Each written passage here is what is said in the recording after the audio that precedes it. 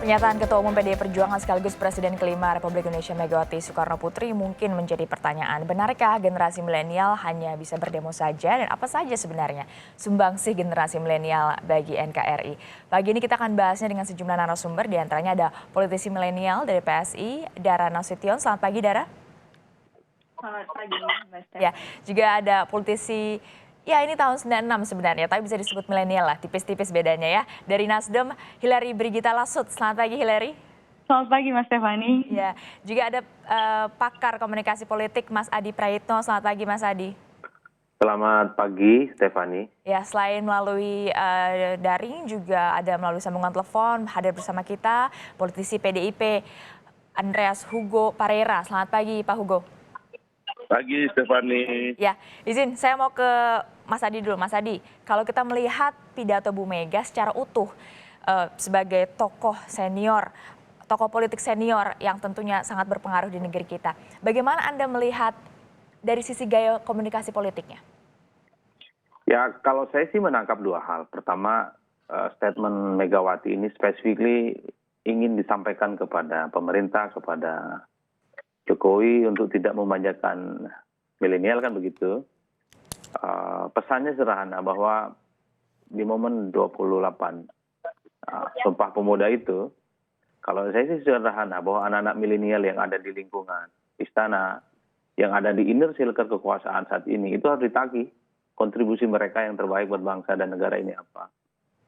Yang kedua, ini juga bicara untuk anak muda yang milenial yang sifatnya lebih umum. Bagi saya Mbak Mega terlampau menyederhanakan anak milenial yang demo itu hanya sebatas anarkis. Saya selalu mengingatkan bahwa tidak mungkin ada proses demokratisasi yang cukup besar seperti sekarang ini tanpa ada protes-protes panjang yang dilakukan oleh anak muda. Terutama dalam menumbangkan rezim otoritarisme Orde Baru. Nggak mungkin ada PSI sebagai partai baru kalau tidak ada kejatuhan rezim Orde Baru. Kan begitu ceritanya.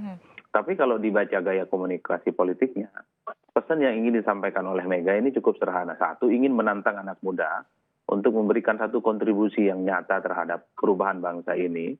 Yang kedua, gitu ya, bahwa Indonesia ini jangan terjebak pada apa yang disebut dengan bonus demografi anak muda milenial.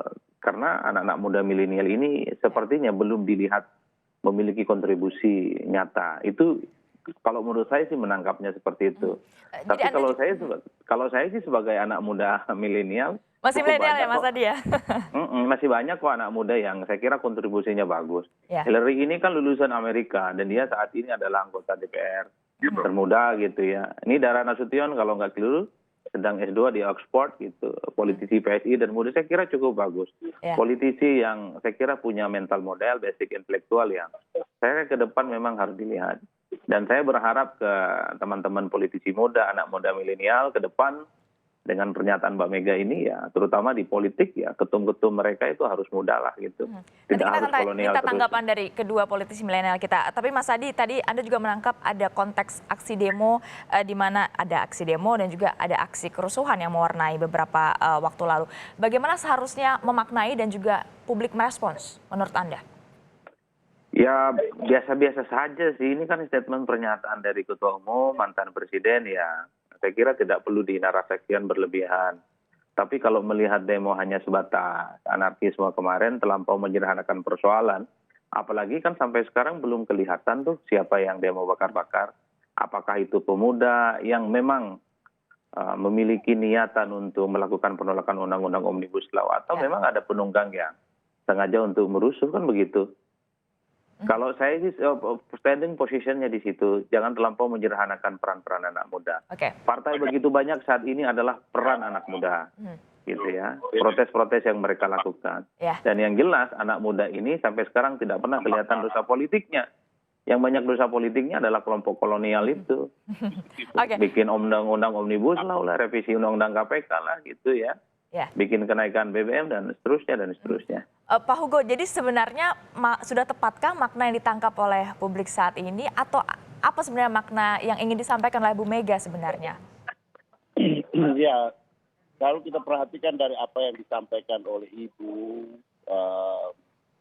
ya tadi sudah disinggung oleh Mas Adi, Bahwa interpretasi akhirnya ya jadi macam-macam lah gitu.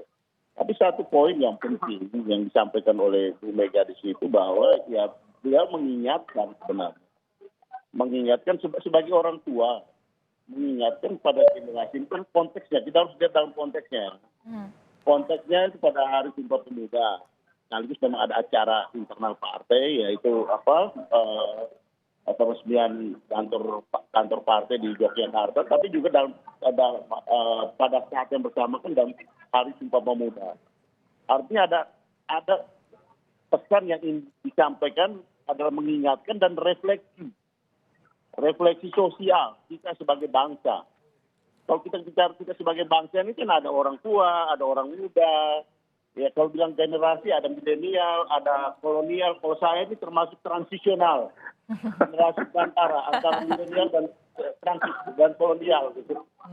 Jadi bisa memahami yang muda dan bisa memahami yang tua. Gitu. Dalam arti bahwa ya hal-hal seperti ini seharusnya tidak perlu menjadi dipolemikkan, dikontraskan untuk menjadi suatu polemik yang berkepanjangan. Tapi kita lihat, ambil makna positifnya bagaimana ini kita lihat sebagai ini refleksi kita sebagai bangsa. Ada anak muda, ada orang tua yang menyampaikan pesannya supaya kita sebagai bangsa kita tetap punya semangat, punya etos kerja, punya semangat berjuang untuk kepentingan bangsa dan negara ini seperti ya yang sudah dilakukan oleh para pendahulu generasi bangsa ini gitu. Nah, karena Sumpah Pemuda ya 28 Oktober itu kan hari yang penting buat bangsa ini. Karena disitulah titik awal kelahiran bangsa Indonesia dan itu dipelopor oleh pemuda gitu. Di dalam setiap perjalanan bangsa ini kan kita lihat bahwa peran pemuda itu sangat penting di setiap zaman. Ya. Mulai dari 28 Oktober, melahirkan Indonesia merdeka. Bagaimana dengan setelah Indonesia merdeka, mempertahankan Indonesia merdeka. Bang Andreas, berarti maksudnya maknanya itu jadi lebih luas, artinya refleksinya secara luas begitu ya?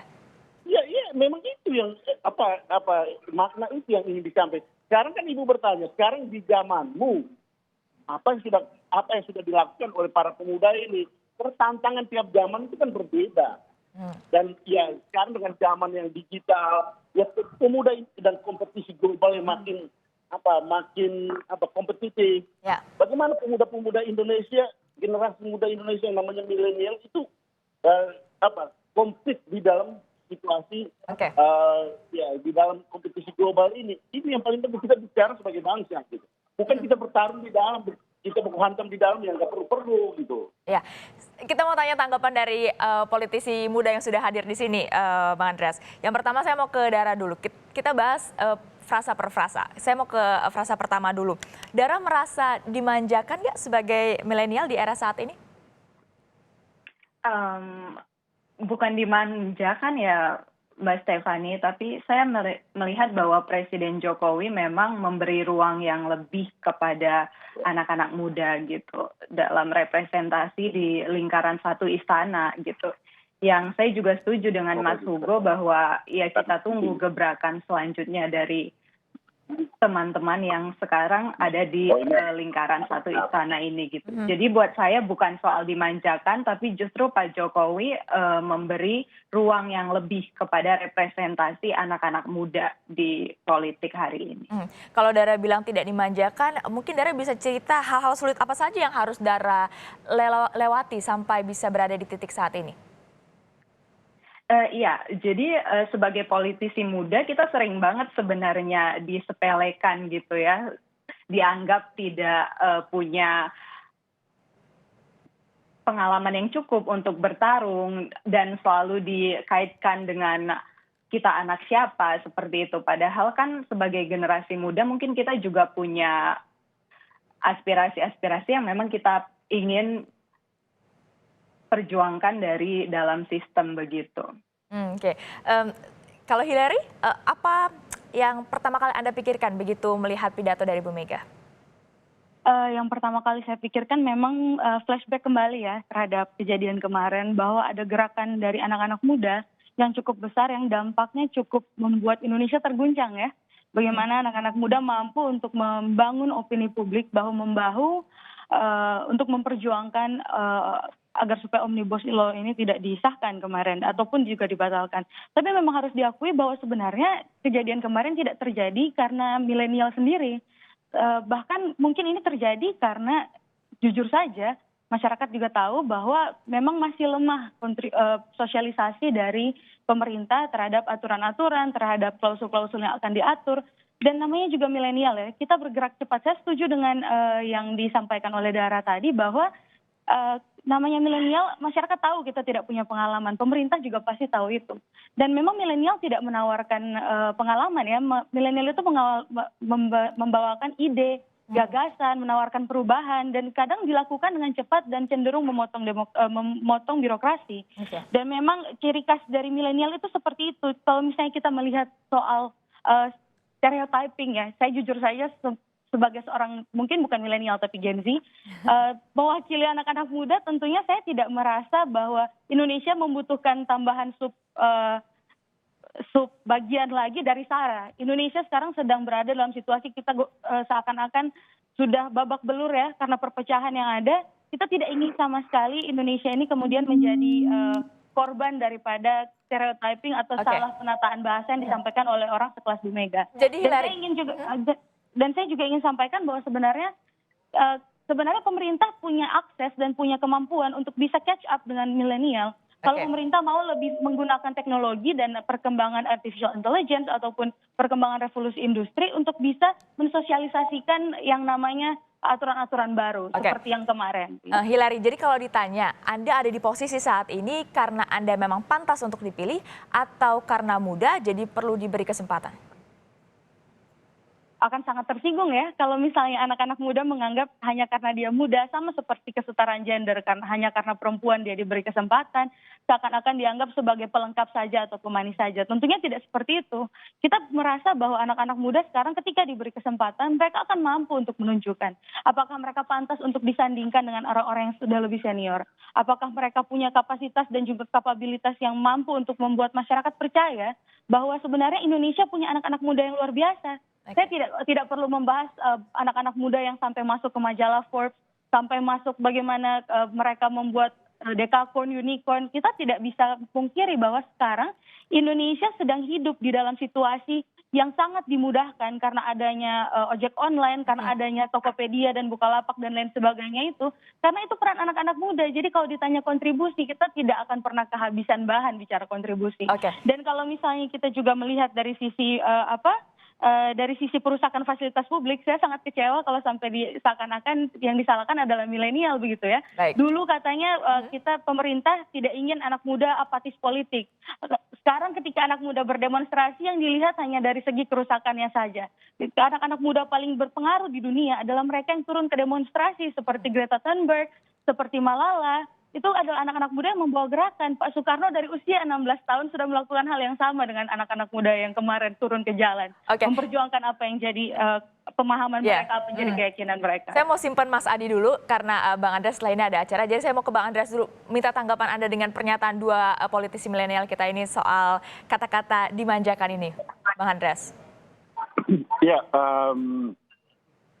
saya tidak terlalu dengar tadi apa yang disampaikan oleh kolega milenial tadi dari Nasdem ya. Tadi pengalaman dari mereka ada yang menyatakan kalau Dara sendiri pernah merasakan bahwa seperti dianggap kurang pengalaman, seperti dipandang sebelah mata dalam tanda kutip. Lalu Hillary juga tadi menambahkan bahwa memang milenial ini datang ke dunia politik bukan menawarkan pengalaman, tapi menawarkan ide yang fresh gitu. Ya, saya kira ya itu fakta. Dalam artian orang muda pasti pengalamannya ya tidak sebanyak orang yang lebih tua kan. Itu hukum alam. Nah sekarang kita harus melihat apa yang disampaikan oleh Ibu Mega itu adalah konteksnya. Konteks persoalan adalah memberikan tantangan pada yang muda. Memberikan tantangan itu adalah sekaligus memberikan semangat. Kamu sudah buat apa? Ya seperti kalau saya sampaikan ke anak saya atau ini, lu sudah buat apa sekarang untuk kemajuan kita masyarakat ini, bangsa ini? Buat dong sesuatu, do something. Sehingga dengan demikian ini kita ada perubahan. kita ini ada di dalam situasi kompetisi. Kompetisi ini terutama kompetisi global. Di mana ya masa depan itu ada di tangan anak-anak muda ini. Nah itu yang konteks itu yang harus dilihat. Oke. Bukan kita kemudian mempersoalkan soal ya manja dan segala macam. Itu kan apa ya? Gaya di dalam menyampaikan. Tapi konteksnya itu yang penting yang kita harus baca ini sebagai kita bicara sebagai bangsa. Sebagai bangsa ya orang yang lebih tua dengan lebih pengalaman, lebih banyak hal yang sudah pernah dialami, dia memberikan tantangan kepada yang muda. Itu persoalannya, itu makna daripada apa yang disampaikan soal sumbangsi ya. Ini pada di dalam ya apa yang kita diskusikan ini dan itu berkaitan dengan Hari Sumpah Pemuda.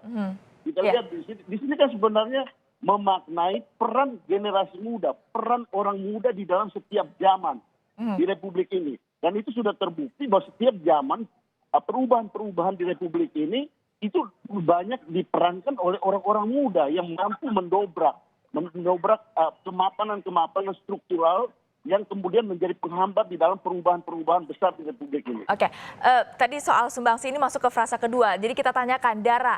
Jadi kalau ditanya jangan bicara soal genre, kita tidak bisa soal genre, kita bicara spesifik Anda sebagai milenial. Apa sumbangsi Anda kepada negara?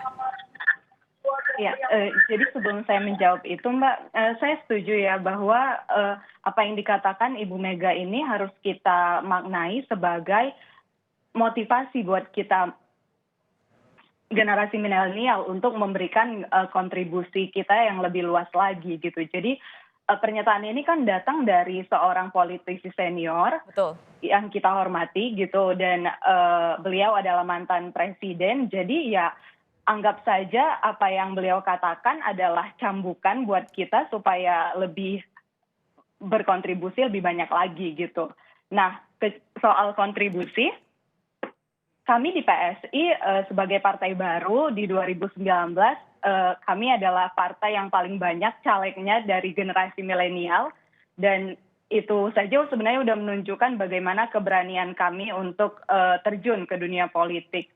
Dan yang kedua juga soal kontribusi selama pandemi ini, semua alek-alek anggota legislatif kami di seluruh Indonesia tetap bekerja untuk bersama rakyat, menyumbang masker, mensosialisasikan perilaku hidup sehat dan protokol kesehatan yang sehat. Jadi memang banyak sekali sebenarnya kontribusi kami yang kami merasa memang itu belum cukup banyak gitu ya, masih sedikit, tapi ya dengan kata-kata dari Ibu Mega ini akan kami terima dengan lapang dada dan kami akan berusaha untuk berkontribusi dengan lebih baik lagi. Menjadi motivasi. Tapi sekarang kami melakukan apa yang kami bisa dulu gitu. Iya betul, kita jadikan motivasi Anda sebagai saja, anggota DPR, apa sumbangsi Anda?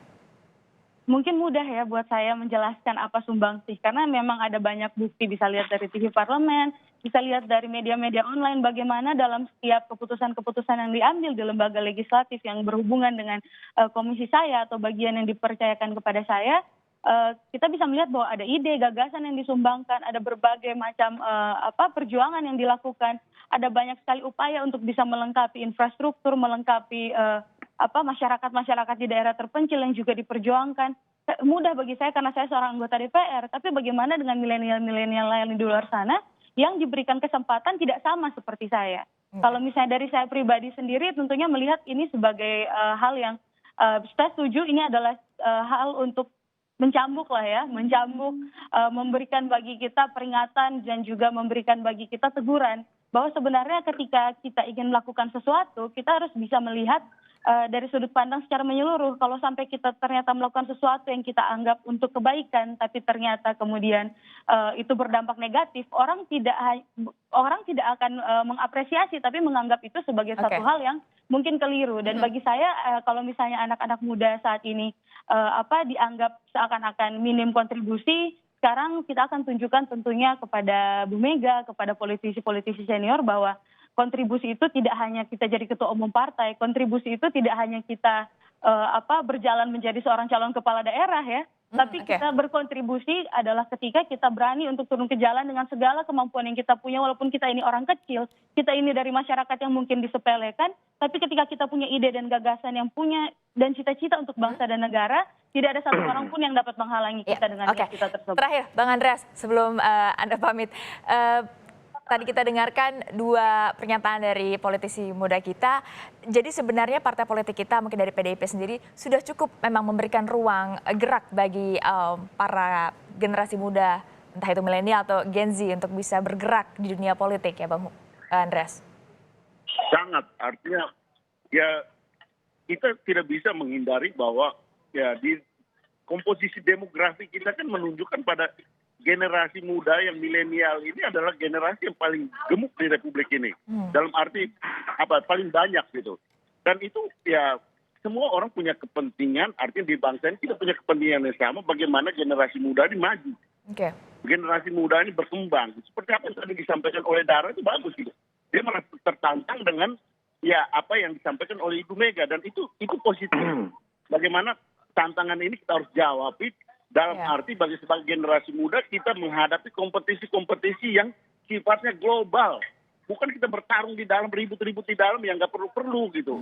Nah ini saya kira makna penting dari apa yang disampaikan oleh Ibu Mega terhadap anak-anak muda, terhadap kita bangsa ini gitu, sebagai politisi senior, sebagai negarawan senior di Republik ini yang melihat persoalan-persoalan yang ada di bangsa ini saat ini gitu.